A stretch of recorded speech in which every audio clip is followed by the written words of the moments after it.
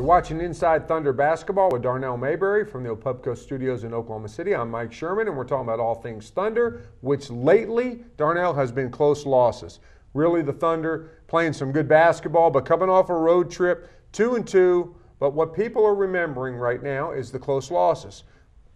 4 losses by 5 points, I think the numbers are. The Spurs, the Mavericks, the Memphis Grizzlies, and then Saturday night in Cleveland, the Cleveland Cavaliers. When do these close losses cease being a sign of progress for a young team and start being something that really bothers them? Well, I think right now it kind of bothers them because they know that they're that close to winning games. But considering where this team was a year ago, I really think that this is still progress. I mean, they went up to Cleveland and got their heads kicked in against the Cavs team last year. So when you look at and compare to where they were last year, I really think that they've made enough progress to where you say that this is still acceptable. And really throughout these last 38 games, I think it's going to be acceptable if they still compete against these teams. Mike Baldwin had a great blog on his NBA blog on newsok.com. He basically compared the playoff experience of some of these teams against the Thunder. The Thunder's 9-man rotation is only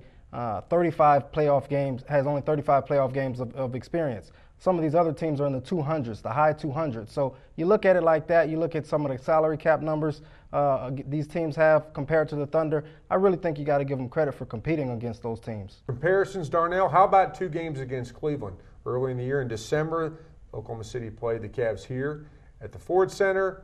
Not as competitive as it was up in Cleveland. What did you see as the big difference? Well, down the stretch here at the Ford Center, they really had no answer for LeBron James and the Cavs as a whole. I mean, they went on that big spurt at the end, and you saw the inexperience for the Thunder show against the Cavs in Cleveland. LeBron James did his thing, scoring or assisting on 19 of the team's last 22 points. But the Thunder always had an answer. They managed to fight off the Cavs and keep it a competitive game, and I think that showed experience and the growth in this team. Darnell, speaking of growth, Jeff Green, power forward for the Thunder, last year had a remarkable improvement from his rookie year to his second year in the season. It doesn't seem like he got as much of a push this year. What's going on with Jeff Green right now? Well, I just talked to him about that Monday at practice, and Tuesday's editions of the Oklahoman, I'll be writing about that very topic. Jeff Green is a guy whose shot has not been there this season. He improved his three-point percentage from his rookie season to his sophomore year,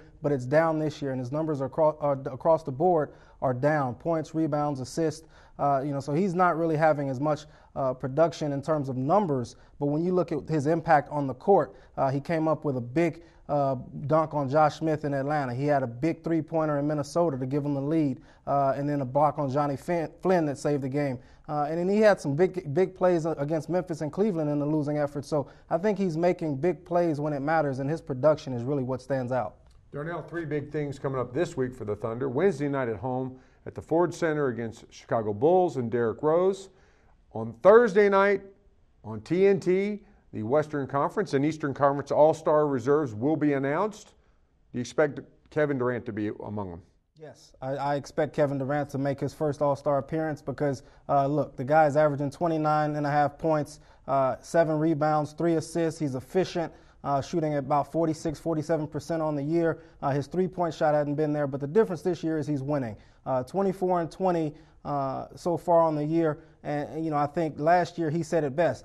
The team wasn't winning, and he didn't deserve to be an All-Star. This year, he's led his team to victories, and I think that they should credit him with an All-Star appearance this year. Okay, finally, on Friday night, the Thunder plays the Denver Nuggets at home, both a conference rival and a division rival, and a team that last year really kind of dealt the Thunder some tough losses. Much different team, but Carmelo Anthony is kind of getting back in the lineup now. What do we expect from the Nuggets? Well, they've been playing well lately. I mean, they're the Northwest Division leader. Carmelo Anthony and Chauncey Billups is as tough of 1-2 punches you're going to see out of the league. I really think they got to contain one of those guys. They can't let both of those guys go off for big nights. If Carmelo has a great night, then they've got to limit Chauncey Billups. And that's going to be a tall order because Russell Westbrook hasn't been playing that well defensively this year. Thabo Sefolosha is probably going to get some time on him, but that's going to be a fun team to watch.